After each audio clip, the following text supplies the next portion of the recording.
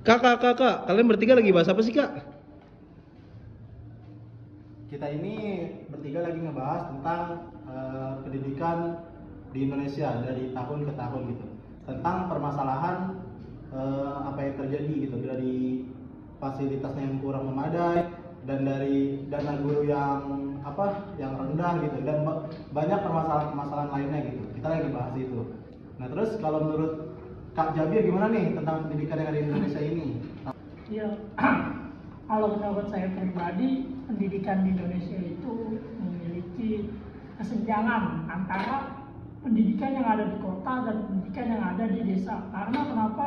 Karena di pendidikan di kota itu fasilitasnya lebih memadai dibandingkan pendidikan yang ada di desa. Karena mungkin ya, yang saya tahu itu karena pemerintahan sudah memberikan dana ke pendidikan yang ada di desa kepada orang-orang yang para pengelola pendidikan yang ada di desa, tetapi uangnya itu tidak sampai kepada yang ada di sekolah-sekolah itu. Jadi yang menyebabkan pendidikan yang ada di pelosok-pelosok sana jadi tidak terfasilitasi atau tidak memadai seperti yang ada di pendidikan di kota. Itu mungkin menurut pribadi saya.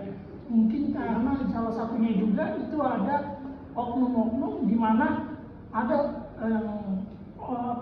pemerintahan sudah memberikan dana, tetapi sama oknum-oknum ini dananya itu tidak sampai kepada pengelola sekolah mungkin itu. Nah, kalau dari Iban sendiri gimana nih? Kalau saran saya kan kayak gitu. Kalau dari Iban sendiri gimana? Tadi kan Kak Jabir itu ngebahas tentang permasalahan fasilitas ya, fasilitas yang kurang memadai dari segi pemerintah dan pendidikan gitu ya. Kalau menurut saya pendidikan di Indonesia ini dari tahun sebelumnya dan tahun sekarang ini cukup bagus, nggak bagus-bagus banget sih, ada naik turunnya. Nah, tapi yang saya ingin mempertanyakan ini, mengapa guru itu mendapatkan gaji yang rendah gitu. Nah, dari gaji yang rendah ini, masyarakat dan yang lain itu menganggap bahwa profesi sebagai guru ini valuenya jadi rendah gitu, jadi kurang gitu. Permasalahan ini yang masih saya mempertanyakan gitu sampai sekarang, yang harusnya pemerintah itu bisa menaikkan gaji mungkin atau profesi karir sebagai guru gitu. Itu sih yang saya pertanyakan sampai sekarang. Terus kalau misalnya tentang Kak Rehan, itu gimana nih tentang pendidikan di Indonesia? Ya, dari pandangan saya, masalah pendidikan salah satunya di negara ini ada penyebab utama tingginya angka putus sekolah di Indonesia. Ada beberapa aspek, yaitu yang pertama ada aspek faktor ekonomi. Faktor ekonomi, keterbatasan ekonomi yang membuat anak-anak harus bekerja, memilih untuk bekerja, dan dia memilih untuk bekerja karena faktor dari keuangan keluarga. Jadi dari faktor itu mereka memilih memutuskan sekolahnya untuk membantu keluarganya. Nah, yang kedua ada aspek dari kualitas pendidikan. Nah, dari kualitas pendidikan ini ada penyebab yang membuat anak itu tidak minat atau hilang minat dalam pendidikan dari segi kurikulum yang tidak relevan. Dan selanjutnya ada dari aspek aksesibilitas, yaitu jarak dan transportasi yang membuat mereka hilang minat dalam mengikuti belajar seperti pedesaan. Di pedesaan itu banyak anak-anak yang tidak mengikuti atau tidak melanjutkan pendidikannya karena kurangnya transportasi dan jarak yang jauh untuk berangkat ke sekolah. Mungkin hanya itu. Solusinya gimana tentang apa yang tadi Jabir bahas tentang fasilitas yang kurang memadai gitu? Solusinya gimana Kak Jabir? Nah, kalau ngomongin solusi itu, menurut pandangan saya solusinya itu yaitu bagaimana kerjasama antara pemerintah dan masyarakat setempat terhadap daerah setempat gitu. Jadi pemerintah itu bekerja sama bersama masyarakat atau pengelola-pengelola sekolah agar tidak ada oknum-oknum yang mengambil dana yang sudah diberikan. Jadi supaya dana itu masuk ke pengelola-pengelola sekolah agar sekolah yang ada di pelosok atau di pedesaan itu bisa memadai seperti fasilitas-fasilitas yang ada di kota. Jadi agar menghilang itu, pokoknya kerjasama antara pemerintahan dan pengelola sekolahnya dan masyarakat setempat juga begitulah.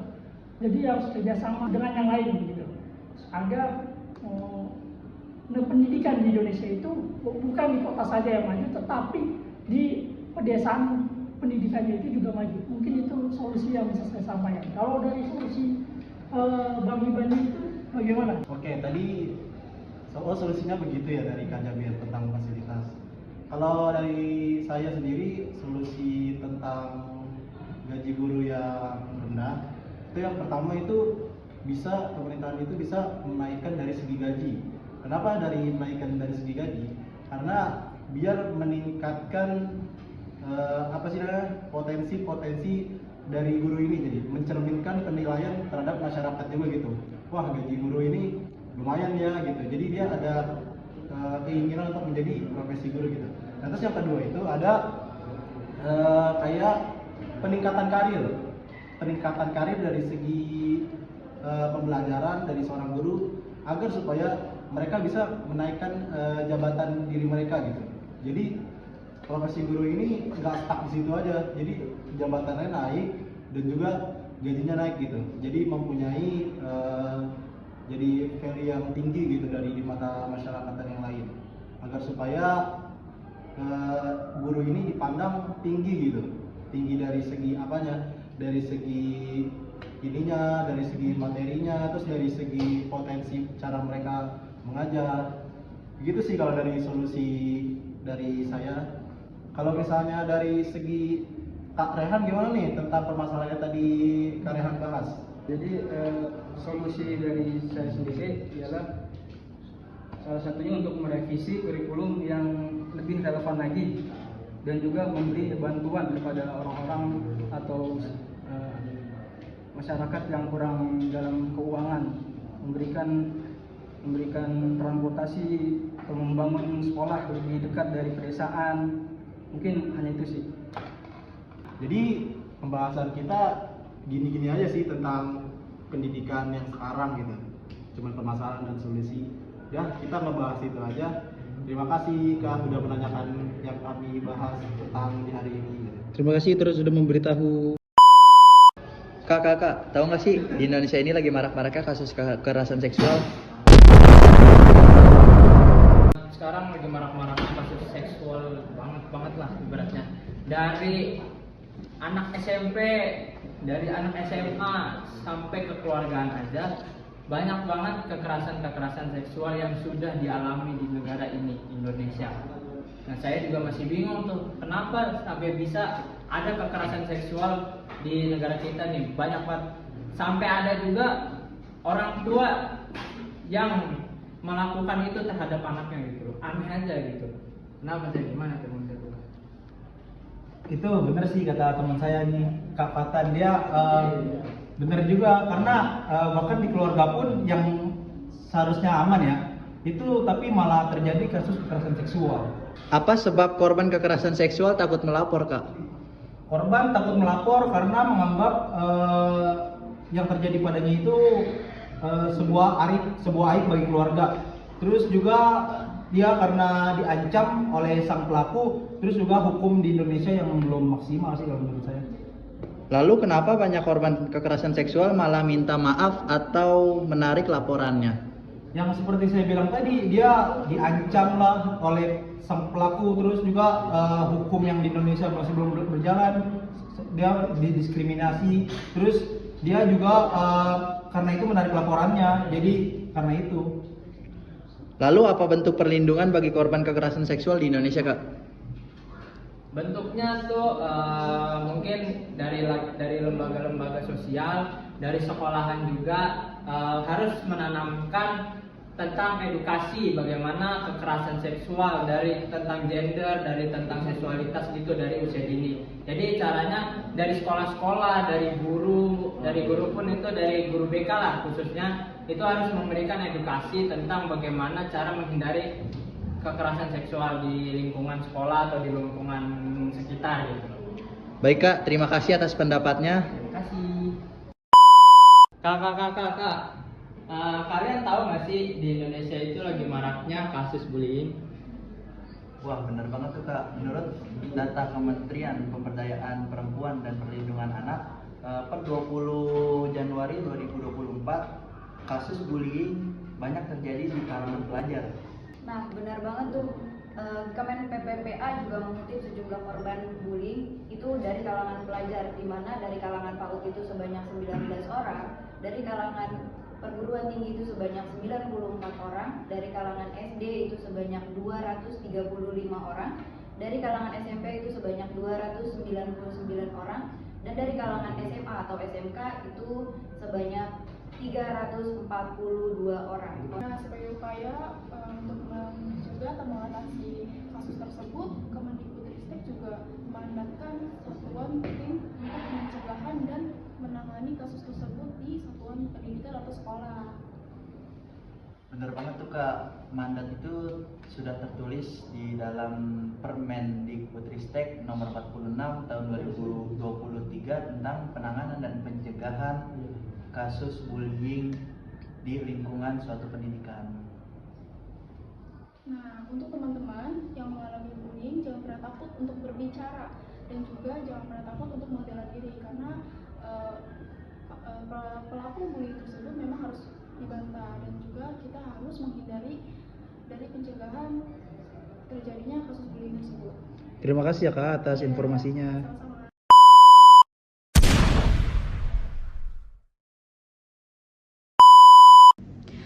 Kakak, minta pendapatnya dong tentang kasus korupsi yang ada di Indonesia. Kenapa ya selalu lama penanganannya? Baik, kita harus mengetahui tentang banyak maraknya korupsi di Indonesia, maupun korupsi EKTP, Timbalang, maupun Timah dan lain sebagainya. Menurut saya sih agak sulit untuk diterobos oleh hukum-hukum di Indonesia sih, itu aja.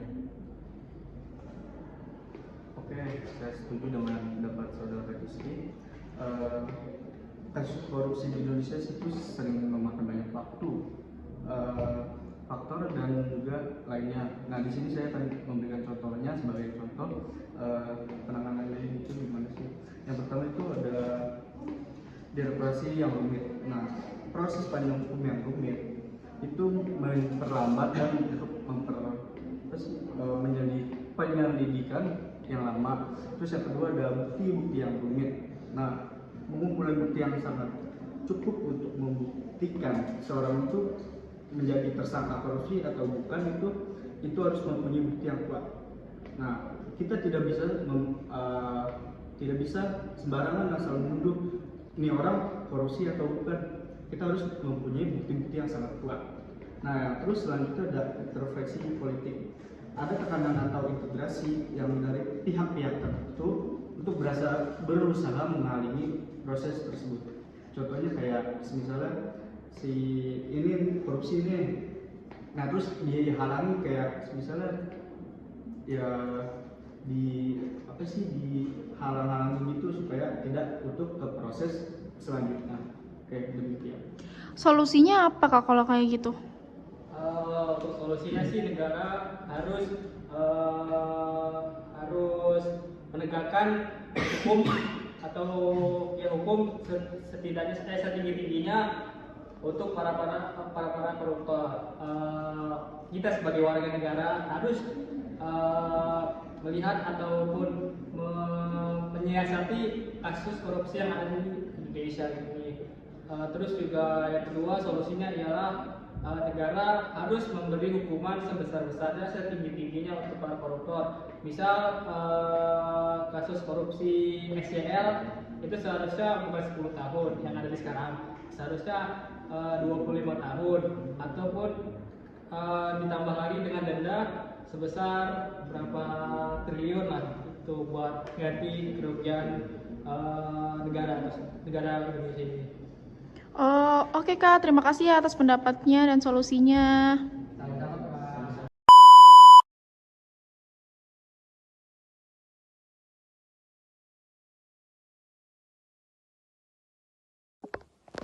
Nah, banyak banget deh tuh kasus dari judi-judi online yang udah terjadi di Indonesia.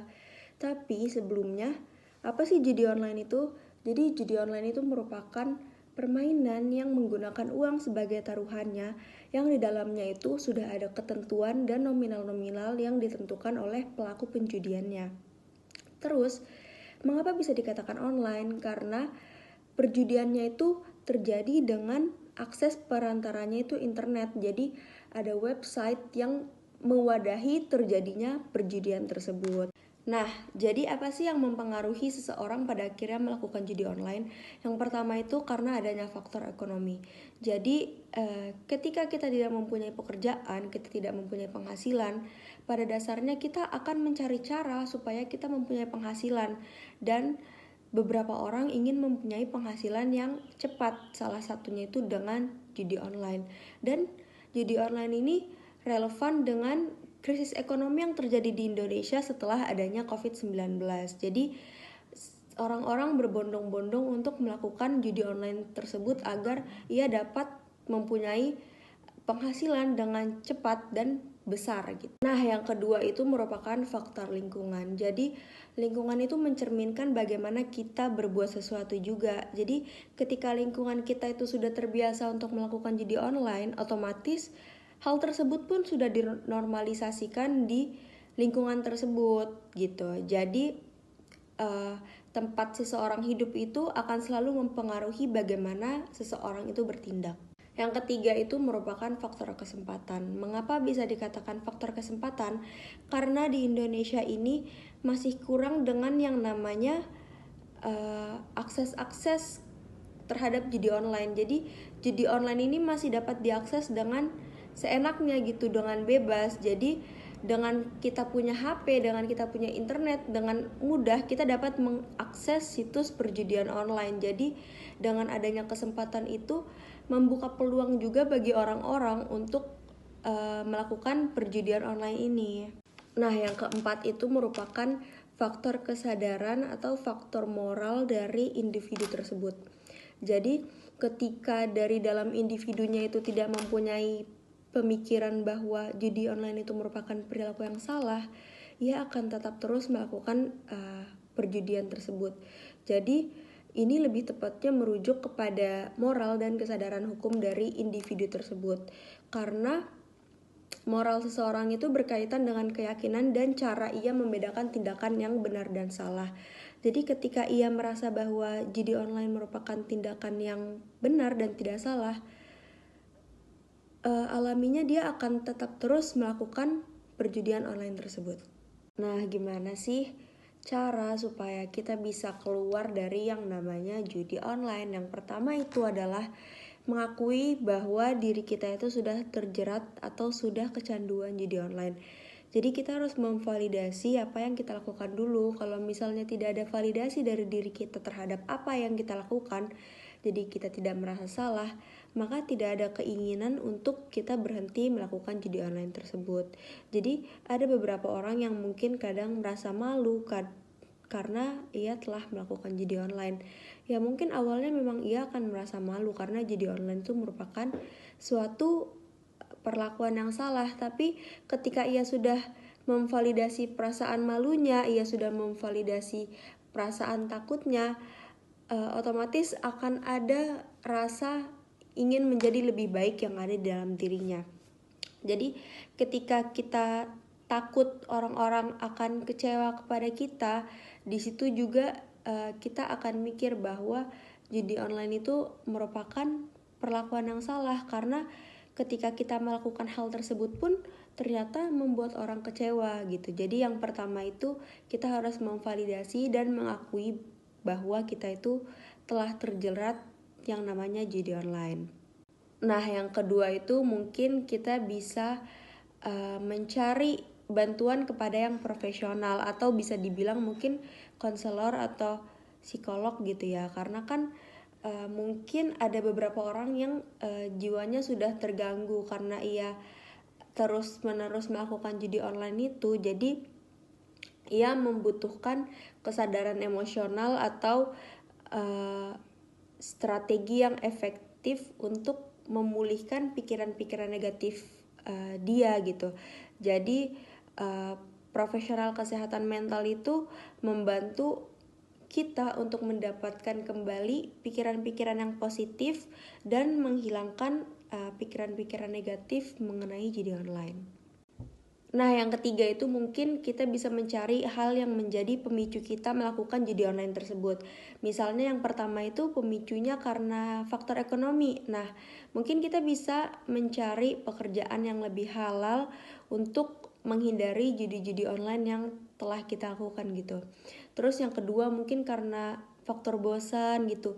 Nah, karena faktor bosan tersebut mungkin kita bisa mencari beberapa kegiatan-kegiatan yang positif supaya bisa mengisi waktu-waktu kosong kita dan mengalihkan pikiran-pikiran kita dari judi online gitu. Yang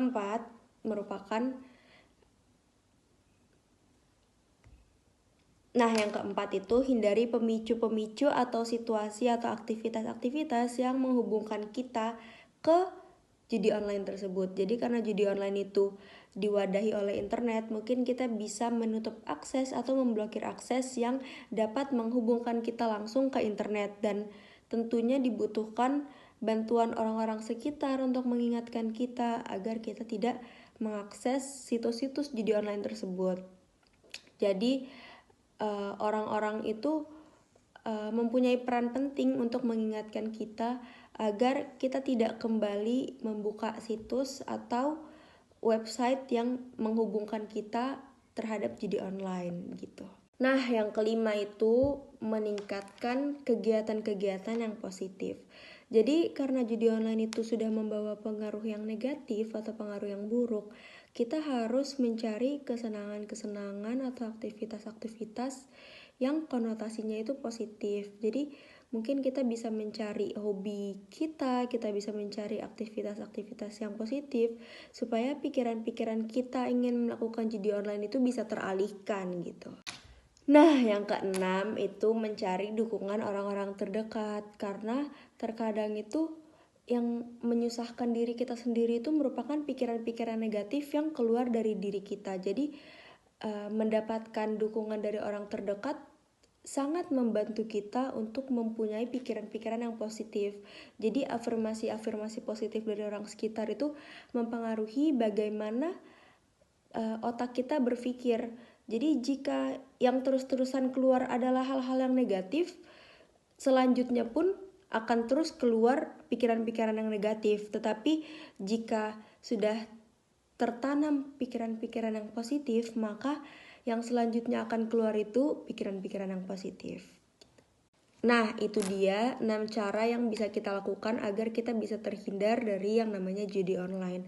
Tetapi yang perlu kita garis bawahi bahwa kecanduan judi online itu untuk mengubahnya mungkin tidak semudah itu dan membutuhkan waktu yang tidak singkat mungkin ya. Tapi insya Allah ketika kita mempunyai niat dan kemauan untuk berubah dari hal yang negatif menjadi positif, akan selalu ada jalan ketika kita mau berusaha. Jadi gak masalah kalau misalnya perubahan itu membutuhkan waktu yang lama, karena waktu yang lama itu lebih baik dibandingkan tidak ada niat sama sekali. Demikian dari saya, terima kasih.